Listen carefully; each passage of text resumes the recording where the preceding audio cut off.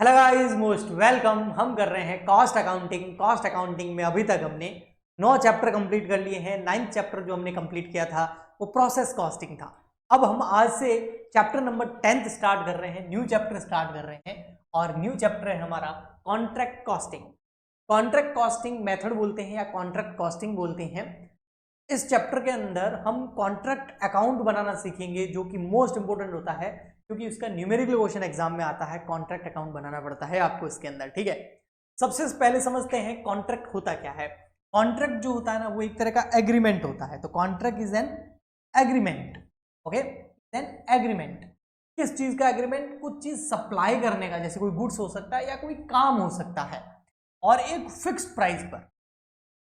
अधिकतर कॉन्ट्रैक्ट जो है कंस्ट्रक्शन से रिलेटेड ज्यादा होते हैं। जैसे कंस्ट्रक्शन का काम करवाते हैं ना, हम भी करवाते हैं घर में, गवर्नमेंट भी करवाती है। तो जो कॉन्ट्रैक्टर होता है, कॉन्ट्रैक्टर तो जो कॉन्ट्रैक्टर होता है वो कंस्ट्रक्शन का काम करता है, जिसको हम ठेकेदार भी बोलते हैं, है ना, कॉन्ट्रैक्टर। तो वो कॉन्ट्रैक्टर जो होता है वो कंस्ट्रक्शन का काम करता है, और वो बहुत सारा काम करता है। जैसे वो ब्रिज बना के देता है, या कोई शिप बना लिया, या कोई बिल्डिंग्स बना तैयार कर दी, या रोड बना ली, है ना, हाईवे बना लिए। ये सारा काम कौन करता है? कॉन्ट्रैक्टर करता है।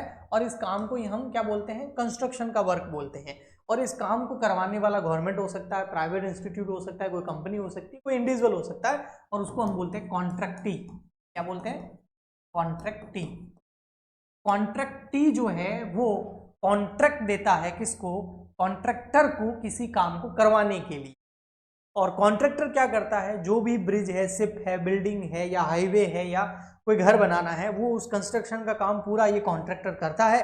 और पूरा काम करने के बाद में वो सौंप देता है किसको? कॉन्ट्रैक्टी को। और कॉन्ट्रैक्टी इसके लिए एक फिक्स प्राइस जो पहले से ही तय हो जाती है, वो इस कॉन्ट्रैक्टर को पे कर देता है। तो ये मामला चलता है, और ऐसा एग्रीमेंट पहले ही बना लिया जाता है कि जो कंस्ट्रक्शन का काम करना है वो किस चीज़ का करना है, किस लेवल का करना है, और उसके बाद में उसका प्राइस क्या रखा जाएगा, वो सब कुछ पहले से ही तय होता है। टाइम पीरियड कितना लगेगा, क्वालिटी क्या होगी, क्वांटिटी क्या होगी, वो। अब ये जो कंस्ट्रक्शन का काम करने वाला जो कॉन्ट्रैक्टर होता है, ठेकेदार होता है ना, आप लोगों ने भी घर का काम कभी ना कभी करवाया होगा। ये कोई इंडिविजुअल हो सकता है, या कोई कंपनी हो सकती है, कोई फर्म हो सकती है, कोई पार्टनरशिप फर्म हो सकती है, वो सब हो सकता है, कॉन्ट्रैक्टर हो सकते हैं। और ये मिलकर के ये काम करते हैं। अब इनके पास में है ना, कोई एक काम नहीं होता है। उनके पास में ऐसा नहीं होता है कि इनके पास में कोई एक काम ही है। इन्होंने बहुत सारे कंस्ट्रक्शन के काम ले रखे होते हैं। जो भी कॉन्ट्रैक्टर होता है ना, ठेकेदार होता है, जिसको नॉर्मल भाषा में बोलते हैं, क्या वो केवल एक ही ठेका लेता है? क्या एक ही कॉन्ट्रैक्ट लेता है? क्या नहीं, उसकी बहुत सारी साइट्स चलती रहती है। तो उसकी बहुत सारी साइट्स हो सकती है। जैसे ये ए साइड चल रही है, यहाँ पर बिल्डिंग का काम चल रहा है, बी साइड पे किसी और बिल्डिंग का काम चल रहा है, सी में कोई घर बना रहा है, डी में कोई हो सकता है ब्रिज बना रहा हो। तो बहुत सारे काम चलते रहते हैं।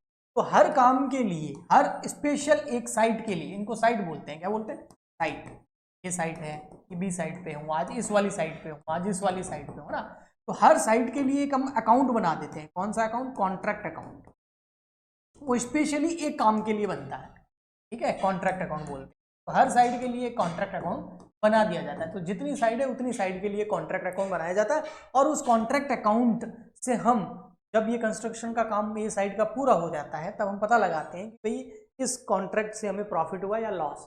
यहाँ पर हम कॉन्ट्रैक्टर के लिए, ठेकेदार के लिए जो है अकाउंटिंग करना सीख। यानी कि अगर आप ये चैप्टर कंप्लीट कर लेते हैं, आप इसको समझ लेते हैं, आपको कॉन्ट्रैक्ट अकाउंट बनाना आ जाता है, तो आप किसी भी कॉन्ट्रैक्टर के यहाँ लग सकते हैं, ठेकेदार के यहाँ लग सकते हैं, और वहाँ पर अकाउंटेंट का काम कर सकते हैं। और आप उसको बोल सकते हैं कि भैया आपकी जितनी भी साइट चल रही है उन सबका कॉन्ट्रैक्ट अकाउंट मैं बनाऊंगा, और आपको पूरा व्यवस्थित अकाउंटिंग करके देता हूँ। तो यही होता है कॉन्ट्रैक्ट कॉस्टिंग मेथड, जिसके अंदर हम बनाते हैं कॉन्ट्रैक्ट अकाउंट। अब न्यूमेरिकल क्वेश्चंस पे जाने से पहले हमें कॉन्ट्रैक्ट अकाउंट से रिलेटेड जो भी प्रोविजंस हैं वो हमें पढ़ने होंगे, सीखने होंगे, समझने होंगे।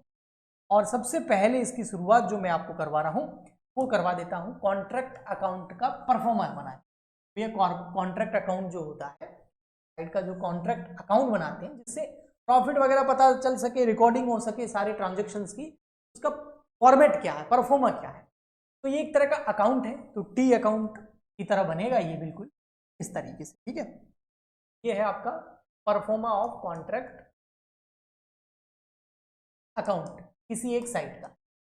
सभी साइट का मिला के एक अकाउंट नहीं होता, हर साइट का अलग अलग अकाउंट होता है और उससे जो भी प्रॉफिट आएगा वो पीएनएल में ट्रांसफर कर देते हैं। कॉन्ट्रैक्टर भी ट्रेडिंग पीएनएल तो बनाएगा ही बनाएगा, है ना।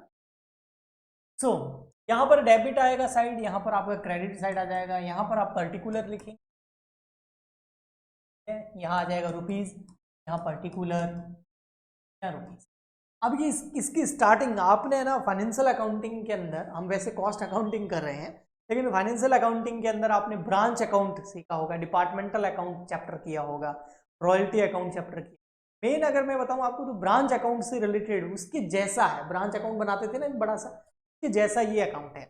जो भी ओपनिंग बैलेंसेज होंगे, जो भी एक्सपेंसेस होंगे वो सब डेबिट में आएंगे, जो भी लॉसेज होंगे, और इसके अलावा जो भी प्रॉफिट्स होंगे या जो इनकम्स होगी वो सब हम कहाँ लिखेंगे, क्रेडिट साइड में लिखेंगे। मोटा मोटी आप समझ सकते हैं एक तरह का नॉमिनल अकाउंट है, इसका नेचर नॉमिनल अकाउंट जैसा है। ओके, तो सबसे पहले स्टार्टिंग करेंगे इसके ओपनिंग बैलेंसेस, क्योंकि कोई भी जो काम होता है ना, कोई भी एक साइट होती है, जरूरी नहीं है कि वो एक ही अकाउंटिंग पीरियड में कंप्लीट हो जाए। हो सकता है कोई बहुत बड़ी बिल्डिंग बन रही है, बहुत बड़ा ब्रिज बन रहा है, उसको 2-3 साल लग जाए, तो 2-3 साल में तो 2-3 कॉन्ट्रैक्ट अकाउंट उस साइट के बन जाएंगे। मतलब कंप्लीट नहीं हुआ है लेकिन अकाउंटिंग तो हमें 1 ईयर की दिखानी पड़ती है, तो इसलिए हो सकता है अगर कोई रनिंग ही कॉन्ट्रैक्ट कोई साइट पे काम चल रहा है तो उसका ओपनिंग बैलेंस जरूर होगा। ओपनिंग मतलब साल के स्टार्टिंग का, पिछले साल के एंड का, इस साल के स्टार्टिंग का क्वेश्चन में गिवन होगा, बस आपको वो ओपनिंग बैलेंसेस लिख देने हैं। अब ये ओपनिंग बैलेंसेस क्या क्या हो सकते हैं, भैया ओपनिंग में मटेरियल कितना पड़ा है साइट पर, मटेरियल एट साइट। अब मटेरियल में क्या क्या हो सकता है भैया, मटेरियल में पत्थर हो सकता है, सीमेंट हो सकता है, सरिये हो सकते हैं, जो भी उस साइट पे यूज होने वाला गुड्स है, रॉ मटेरियल है, वो आपके पास में पहले से कितना पड़ा है तो उसका ओपनिंग बैलेंस लिखना होता है। तो 4 होते हैं लगभग ये। सेकंड नंबर हो सकता है प्लांट एट साइट, कोई मशीन वगैरह उस साइट पे यूज हो रही है तो उसका ओपनिंग बैलेंस प्लांट का कितना पड़ा है। थर्ड नंबर आता है opening balance of work certified. अब ये वर्क सर्टिफाइड क्या होता है इसको मैं आपको डिटेल में बताऊंगा, लेकिन एक बार आप लिख दीजिए, 2 चीजें और ओपनिंग बैलेंस की होती है, एक वर्क सर्टिफाइड और एक होता है वर्क अनसर्टिफाइड। वर्क सर्टिफाइड और वर्क अनसर्टिफाइड, वर्क सर्टिफाइड लिखेंगे और कॉस्ट ऑफ वर्क अनसर्टिफाइड लिख देंगे। ये ओपनिंग बैलेंसेज है,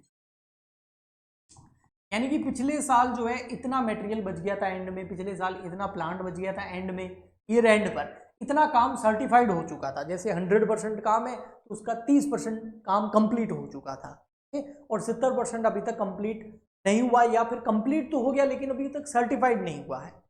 जैसे मैं आपको एग्जांपल देता हूं, जैसे एक बिल्डिंग है, उस बिल्डिंग में 3 फ्लोर बनाने थे, हमने ग्राउंड फ्लोर बना दिया और उसके ऊपर ग्राउंड फ्लोर के ऊपर जो फर्स्ट फ्लोर है उस पर कुछ हद तक काम हो गया था, लेकिन जब ईयर एंड हुआ तब तक जो इंजीनियर है उसने केवल ग्राउंड फ्लोर को ही सर्टिफाइड किया है।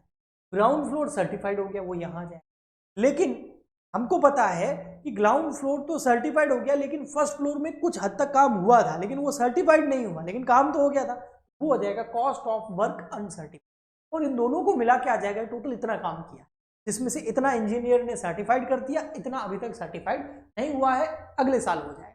तो ये ओपनिंग बैलेंसेज हो गए। उसके बाद आता है कितना मटेरियल और यूज किया और इशू किया। तो मटेरियल परचेज किया और साइड पे लेके आ गए, या फिर जो कॉन्ट्रैक्टर का गोडाउन होगा वहां पर हर साइड पे कुछ ना कुछ मटेरियल जाता होगा, ए साइड, बी साइड, सी साइड, जहां जहां काम चल रहा है, तो वहां से कितना इशू हुआ हमारे इस काम पर। उसके अलावा कितना लेबर लगा, भैया कंस्ट्रक्शन का काम हो और लेबर ना हो, वर्कर ना हो, वेजेस ना हो, तो हो ही नहीं सकता। कितना लेबर लग गया पूरे साल में, ये ओपनिंग बैलेंसेस थे 4। ये ओपनिंग नहीं है, ये करंट ईयर जो जिस ईयर की हम अकाउंटिंग कर रहे हैं उसमें कितना मटेरियल हमने परचेज किया या हमारे पास आया इस साइट पर, और कितना लेबर जो है उनको हमने पेमेंट किया, कितने ओवरहेड लग गए, बहुत सारे खर्चे भी लगते हैं, है ना, ऑयल के पैसे लग सकते हैं मशीन में डालने के लिए, इलेक्ट्रिसिटी बिल आ सकता है, और भी बहुत सारे, वाटर का बिल वगैरह, ये बहुत सारे खर्चे आते हैं वो सब। इसके अलावा प्लांट पहले से इतना पड़ा था, जैसे मटेरियल पड़ा था और परचेज किया या इशू किया, ऐसे कैसे प्लांट इतना पहले पड़ा था और प्लांट अगर इशू किया है या परचेज किया है मार्केट से नया इसी साइट के लिए, तो वो यहाँ आ जाएगा। इसके बाद में cost of extra work done, इसके अलावा कुछ काम ऐसा किया हो जो एग्रीमेंट में नहीं था, लेकिन जो कॉन्ट्रैक्टी है उसके कहने पे हमने कर दिया, तो cost of extra work done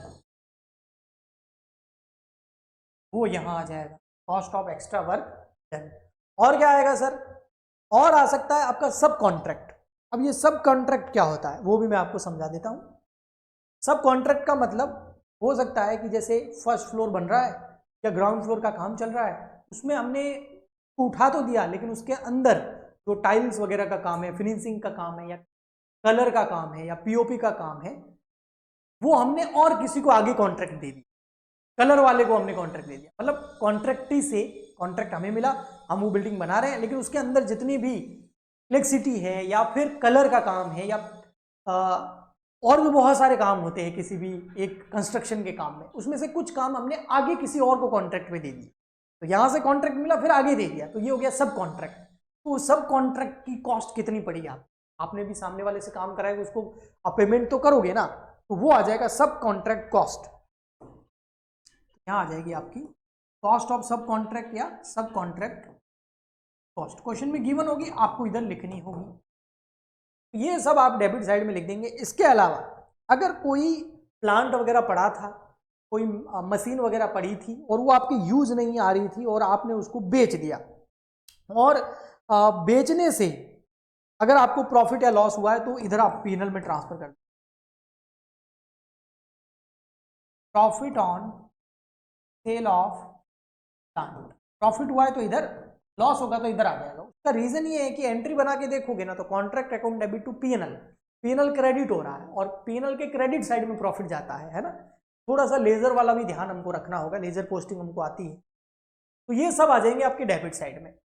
okay, debit side में ये सब आ जाएंगे। अब आते हैं क्रेडिट साइड में। सर क्रेडिट साइड में क्या होगा? क्रेडिट साइड में सबसे पहले ये जो ओपनिंग, या आपको ओपनिंग जो 4 बैलेंस दिख रहे हैं, material at site, plant at site, work certified या कॉस्ट ऑफ वर्क अनसर्टिफाइड, तो वर्क सर्टिफाइड या कॉस्ट ऑफ वर्क अनसर्टिफाइड में किसी में भी कोई भी स्टॉक रिजर्व जुड़ा हुआ है। स्टॉक रिजर्व का मतलब ऐसा प्रॉफिट जो अभी तक अर्न नहीं किया है, जिसको हम अनरियलाइज प्रॉफिट कहते हैं, तो उसको हम निकाल के इधर लिखेंगे स्टॉक रिजर्व नाम से,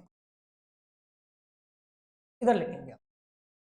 न्यूमेरिकल जब क्वेश्चन कराऊंगा तो इसको मैं और अच्छे से बताऊंगा। और स्टॉक रिजर्व नाम क्या लिखेंगे? बैलेंस पीडी, ओपनिंग कोई स्टॉक रिजर्व हो, स्टॉक रिजर्व कैसे कैलकुलेट करते हैं वो मैं आपको समझाऊंगा। अभी आप बस इतना सा ध्यान रखिए, कोई भी प्रॉफिट वगैरह जुड़ा हुआ होगा तो अनरियलाइज प्रॉफिट है तो उसको साइड में निकाल के हमें रखना होगा। और अधिकतर ये स्टॉक रिजर्व जो होता है ना, ये WIP पे होता है, वर्क इन प्रोग्रेस, क्योंकि वर्क इन प्रोग्रेस यानी कि WIP यानी कि काम कंप्लीट नहीं हुआ है, लेकिन अगर उसके अंदर कोई भी प्रॉफिट जुड़ा हुआ है वो हम निकाल के इधर लिख देंगे। अब जैसे हमने ये ओपनिंग बैलेंसेस लिखे थे यहाँ पर, ऐसे कैसे क्लोजिंग बैलेंस इधर आ जाएंगे। बाय बैलेंस CD लिख के आप लिख सकते हैं, ये क्लोजिंग बैलेंसेस हैं। ये कौन से थे? ओपनिंग, ये हो जाएंगे क्लोजिंग। ठीक है, अब क्लोजिंग बैलेंस किस किस का हो सकता है? एक तो हो सकता है material at site, material closing में कितना पड़ा है, स्टार्टिंग में इतना पड़ा था, इतना और खरीदा, एंड में कितना बच गया, वो लिख देंगे तो कंजम्पशन अपने आप ही इसके अंदर जुड़ जाएगा। मटेरियल एट साइट या प्लांट एट साइट, ठीक है, ये हो गया आपके क्लोजिंग बैलेंस। ठीक है, एक बार थोड़ा सा रिवाइज करूंगा वापस तो आपको कंफ्यूजन नहीं होगा। देखो, सबसे पहले ओपनिंग बैलेंस लिखने हैं 4, material at site, plant at site, work certified, cost of work uncertified. फिर मटेरियल कितना परचेज किया, लेबर कितना खर्चा हुआ, ओवरहेड का कितना खर्चा हुआ, प्लांट और कितना लेके आए। फिर अगर कोई एक्स्ट्रा वर्क किया है तो उसकी कॉस्ट, और अगर सब कॉन्ट्रैक्ट पे दिया है तो उसकी, और कोई प्लांट या मशीन बेच दी है और उस पर प्रॉफिट हुआ है तो पीएनएल में ट्रांसफर कर, सिंपल। उसके बाद में अगर कोई WIP के अंदर स्टॉक रिजर्व पड़ा है तो उसको निकाल के इधर लिखेंगे। कैसे लिखेंगे न्यूमेरिकल में समझाऊंगा।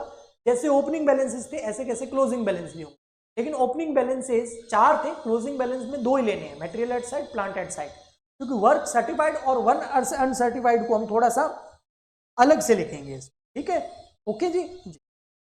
अब इसके अलावा 2-3 चीजें और आती है कि अगर मटेरियल हमारी साइड पे इतना पहले से पड़ा था, इतना और इशू किया, इसमें से अगर कोई मटेरियल लौटा दिया तो यहां आ जाएगा आपका, भाई इतना मटेरियल 1 लाख का मटेरियल पहले से पड़ा था, 10 लाख का और आया इस साइड पे, तो 11 का हो गया। उसमें से कुछ हमने रिटर्न कर दिया वापस, कहां पर? गोडाउन में, है ना। तो वो यहां आ जाएगा रिटर्न वाला आपका by material return, material return to store, material return to, ऐसे कैसे अगर कोई प्लांट रिटर्न किया है, प्लांट रिटर्न,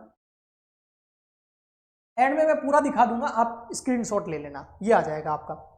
उसके अलावा अगर आपने कोई भी प्लांट या मटेरियल बेच दिया तो बेचने से पैसा आएगा, तो हम यहां लिखेंगे बाय बैंक।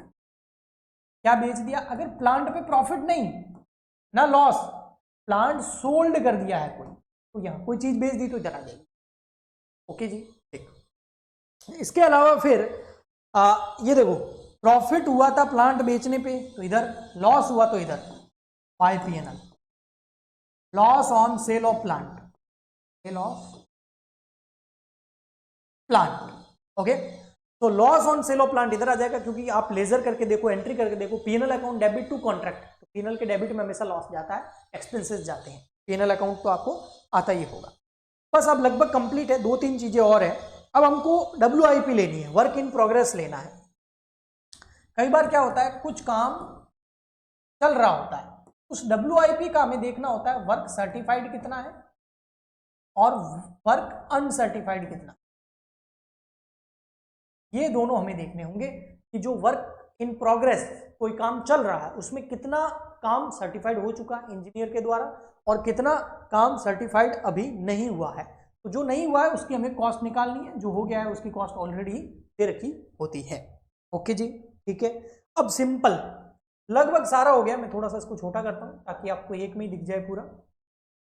अब हमको क्या करना है, अब यहां पर कॉन्ट्रैक्टी जो है वो हमको क्या देगा, पैसे, है ना, तो वो हमारे लिए इनकम है, उधर हम इधर लिखेंगे बाय कॉन्ट्रैक्टीज अकाउंट,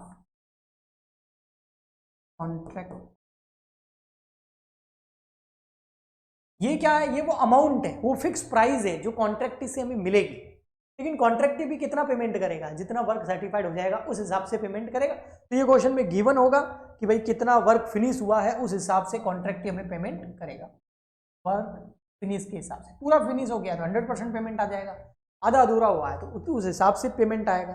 ओके, अब हम क्या करेंगे, क्रेडिट साइड की टोटल करेंगे, ठीक है, और क्रेडिट साइड की टोटल में से डेबिट साइड की सारी चीजें लेस कर देंगे। तो यहां जो हमारे पास बैलेंसिंग फिगर आएगा वो आएगा हमारा नोशनल प्रॉफिट, उसको हम क्या बोलते हैं, नोशनल प्रॉफिट बोलेंगे। क्या बोलेंगे, नोशनल प्रॉफिट। और ये यहां पर क्लोज। क्या ये कॉन्ट्रैक्ट अकाउंट बन के तैयार हो गया है? नहीं, अभी नहीं हुआ, अभी 2-3 चीजें और हमको देखनी होगी। ये कॉन्ट्रैक्ट अकाउंट का पहले स्क्रीनशॉट ले लो, फिर इसको मैं नीचे और समझा। इसमें हमने क्या किया है, यहाँ की पूरी क्या कर दी, सारी टोटल कर दी, और उस टोटल में से ये सारी चीजें जो है हमने लेस कर दी, तो बैलेंसिंग फिगर में हमारे पास में आ गया नोशनल प्रॉफिट। अब इस नोशनल प्रॉफिट को कॉन्ट्रैक्ट अकाउंट की क्रेडिट साइड में हम ट्रांसफर करेंगे। यहां पर क्रेडिट साइड में ये जो नोशनल प्रॉफिट है इसको हम इधर ट्रांसफर करेंगे, प्रॉफिट को क्रेडिट साइड में इधर ट्रांसफर करेंगे। अब ये जो नोशनल प्रॉफिट है इसमें से कुछ हम ट्रांसफर करेंगे स्टॉक रिजर्व में और कुछ ट्रांसफर करेंगे हम कहां पर, पीएनएल अकाउंट में। अगर मैं आप पीएनएल लिख देता ना तो ये पूरा प्रॉफिट पीएनएल में ट्रांसफर हो जाए, लेकिन पीएनएल में कितना ट्रांसफर करना है और कितना स्टॉक रिजर्व में रखना है, यानी कि प्रॉफिट एंड लॉस अकाउंट में ट्रांसफर नहीं करना है, वो उसके लिए कुछ प्रोविजंस, कुछ रूल्स एंड रेगुलेशन बने हुए हैं। वो रूल्स एंड रेगुलेशन क्या है उसको समझते हैं, ठीक है। यहां पर उसमें सबसे पहला आता है, अगर जो कॉन्ट्रैक्ट प्राइस है उसका 25% से कम वर्क सर्टिफाइड हुआ है, तो देखो वर्क सर्टिफाइड जो हुआ है वो कितना हुआ है, वर्क सर्टिफाइड हुआ है अगर less than 25% of contract price. अगर आपका वर्क जो कॉन्ट्रैक्ट प्राइस है उससे भी जो आपका वर्क है वो सर्टिफाइड कितना हुआ है, कॉन्ट्रैक्ट प्राइस से भी 25% कम। मान लेते हैं आपका कॉन्ट्रैक्ट प्राइस है 1 लाख और आपका वर्क सर्टिफाइड हुआ अभी तक 20,000 रुपए, 1 लाख का 25% कितना हो गया, 25,000। और समझ रहे हो आप? देखो मैं आपको एग्जांपल देके बताता हूँ। कॉन्ट्रैक्ट प्राइस है आपका 1 लाख और आपका जो वर्क सर्टिफाइड हुआ है, वर्क सर्टिफाइड वो हुआ है 20,000, लेकिन वर्क सर्टिफाइड आपका कितना परसेंट हुआ है? 20% ही तो हुआ है। 1 लाख में से 20,000 अगर परसेंटेज में देखेंगे तो 20,000 20% ही तो होगा। ये कह रहा है कि जो कॉन्ट्रैक्ट प्राइस है उसका अगर 25% करो, कॉन्ट्रैक्ट प्राइस का 25% करो, सर हो गया 25,000। तो आपका वर्क सर्टिफाइड अगर 25,000 से कम हुआ है, हमारा वर्क सर्टिफाइड तो 20,000 ही हुआ है, अगर 25,000 से कम हुआ है तो फिर पीएनएल में कुछ भी ट्रांसफर नहीं करोगे, जितना भी नोशनल प्रॉफिट है उसको स्टॉक रिजर्व में ट्रांसफर किया जाएगा। तो नोशनल प्रॉफिट है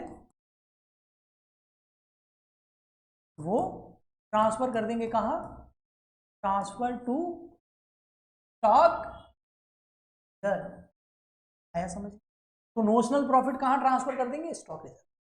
बिल्कुल सिंपल बताऊं तो आप मेरी तरफ ध्यान दो कि स्टॉक रिजर्व में कितना प्रॉफिट रखना है और कितना पीएनएल में ट्रांसफर करना है, ये बात है। तो उसमें बात फर्स्ट पॉइंट ये निकल के आया है कि आपका जो कॉन्ट्रैक्ट प्राइस है उससे अगर 25% से कम वर्क सर्टिफाइड हुआ है ना, तो फिर पूरा का पूरा नोशनल प्रॉफिट स्टॉक रिजर्व में रखा जाए। बट अगर आपका जो वर्क सर्टिफाइड हुआ है, वर्क सर्टिफाइड जो हुआ है वो मोर देन 25% टू 50% तक है, 25 से 50% तक आपका वर्क सर्टिफाइड हो गया है ऑफ कॉन्ट्रैक्ट प्राइस। जो कॉन्ट्रैक्ट प्राइस है उसका 25 से 50 के बीच में वर्क सर्टिफाइड हो गया, तो फिर आप पीएनएल में कितना ट्रांसफर करेंगे वो बता देता हूं। पीएनएल में कितना ट्रांसफर होगा? तो पीएनएल में ट्रांसफर होगा, पीएनएल में कितना ट्रांसफर होगा? नोशनल प्रॉफिट ले लो, ये प्रोविजन है ना, नोशनल प्रॉफिट ले लो, उसका 1/3 कर लो और cash received upon work certified कर लो। मतलब आपका जो कॉन्ट्रैक्ट प्राइस है उसके 25 से 50% तक का काम क्या हो गया? सर्टिफाइड हो गया। तो अब पीएनएल में कितना ट्रांसफर है? रिजर्व का नहीं, पीएनएल में कितना ट्रांसफर कर सकते हो आप? तो आप नोशनल प्रॉफिट का 1/3 करो, cash received upon work certified, question में आपको दे रखी होगी दोनों की प्राइस, इस फॉर्मूले को यूज कर लो, इस फॉर्मूले से जो निकल के आएगा वो पीएनएल में जाएगा और बाकी का स्टॉक रिजर्व। ओके। बट अगर आपका वर्क सर्टिफाइड हो गया, वर्क सर्टिफाइड हो गया 50% से ज्यादा और 100% तक, इतना वर्क सर्टिफाइड हो गया इसका कॉन्ट्रैक्ट प्राइस का, तो अब पीएनएल में कितना ट्रांसफर करेंगे? अब पीएनएल में ट्रांसफर करेंगे, नोशनल प्रॉफिट ले लो, सेम फॉर्मूला लगेगा, नोशनल प्रॉफिट इंटू 1/3 की जगह 2/3 cash received upon work certified. Same formula है, सिर्फ एक चीज चेंज करिए मैंने, क्या? 1/3 की जगह 2/3 आए। तो अगर कॉन्ट्रैक्ट प्राइस का 50% या 100% तक अगर वर्क सर्टिफाइड हो जाए, जितना कॉन्ट्रैक्ट प्राइस है उसका, तो फिर आप पीएनएल में कितना ट्रांसफर करोगे? नोशनल प्रॉफिट का 2/3 cash received upon work certified से मल्टीप्लाई करोगे, तो जो आंसर आएगा वो पीएनएल में ट्रांसफर करोगे नोशनल प्रॉफिट को, बाकी का वो जो बचेगा वो स्टॉक रिजर्व में चला जाएगा। अगर हो जाए लॉस, अगर हो जाए लॉस, प्रॉफिट है ही नहीं, आपको लॉस है। लॉस कब होगा? लॉस कब होगा? जब आपका जो बैलेंसिंग फिगर यहां आया, ये यहां ना क्रेडिट साइड में आ जाए, तो आपको उस कॉन्ट्रैक्ट से लॉस हो गया। अगर उस कॉन्ट्रैक्ट से लॉस हो जाए तो लॉस पूरा का पूरा कहां ट्रांसफर करना है? 100% लॉस ट्रांसफर टू पीएनएल। अब ये चारों पॉइंट मैं आपको बोल के बताता हूं, हो सकता है इससे आपको याद हो जाए। फर्स्ट पॉइंट ये है कि जो नोशनल प्रॉफिट है ना, वो कितना स्टॉक रिजर्व में रखना है, कितना पीएनएल में ट्रांसफर करना है, ये बात है। तो वो हम देखेंगे कि वर्क कितना सर्टिफाइड हुआ है। अगर वर्क 25% से कम सर्टिफाइड हुआ है, 25% किसका? कॉन्ट्रैक्ट प्राइस का। तो कॉन्ट्रैक्ट प्राइस के 25% से कम अगर वर्क सर्टिफाइड हुआ है, तो हम क्या करेंगे? पूरा का पूरा नोशनल प्रॉफिट स्टॉक रिजर्व में डालेंगे, पीएनएल में नहीं डालेंगे। Second point. अगर आपका वर्क सर्टिफाइड हुआ है 25 से ज्यादा और 50 तक, कॉन्ट्रैक्ट प्राइस के 25% से 50% तक के बीच में अगर आपका वर्क सर्टिफाइड हो गया है, तो हम पीएनएल में कितना ट्रांसफर करेंगे, notional profit 1/3 multiply by cash received upon work certified, जो इस फॉर्मूले का आंसर आएगा वो पीएनएल में ट्रांसफर करेंगे, बाकी का बैलेंसिंग फिगर नोशनल प्रॉफिट का स्टॉक रिजर्व में चला जाएगा। थर्ड, अगर आपका जो कॉन्ट्रैक्ट प्राइस है उसका 50 से 100% तक वर्क सर्टिफाइड हो गया है, तो हम पीएनएल में कितना ट्रांसफर करेंगे, तो नोशनल प्रॉफिट ले लो, 2/3 कर लो, cash received upon work certified कर लो, जो आंसर आएगा वो पीएनएल में ट्रांसफर करेंगे नोशनल प्रॉफिट को, उस भाग को, और बाकी का बैलेंसिंग फिगर जो नोशनल प्रॉफिट का आएगा वो स्टॉक रिजर्व में ट्रांसफर करेंगे। अगर आपको नोशनल प्रॉफिट हुआ ही नहीं, आपको नोशनल लॉस हुआ है, तो वो लॉस 100% पीएनएल में ट्रांसफर हो जाएगा, कोई प्रॉब्लम। तो कुछ हद तक मैं ये नहीं कह रहा हूं कि आज आपको 100% ये चैप्टर या ये कॉन्सेप्ट समझ में आ गया होगा, आप स्क्रीनशॉट ले लीजिए और इसको लिख लेना, इसको लिख के रख देना। बाकी ये अकाउंट थोड़ा सा समझ के आना, नेक्स्ट लेक्चर के अंदर मैं जब इसका न्यूमेरिकल क्वेश्चन कराऊंगा तो आपको और बेहतर समझ में आएगा। सो आज के लिए इतना ही, आई होप आपको अच्छे से समझ में आ गया होगा। मिलते हैं नेक्स्ट लेक्चर में, तब तक के लिए गुड बाय।